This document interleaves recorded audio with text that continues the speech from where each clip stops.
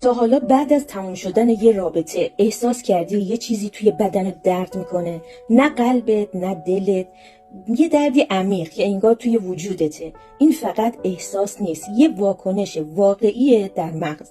وقتی کسی رو از دست میدی که بهش دلبستگی داشتی، مغز دقیقاً مثل موقع ترک یه ماده‌ای اعتیادآور عمل میکنه.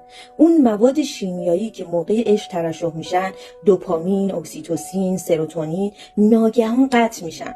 برای همینه که دچار بیخوابی میشی، اشتها از بین میره، حواست پرت میشه، مدام ذهنت برمیگرده سمت خاطراتش.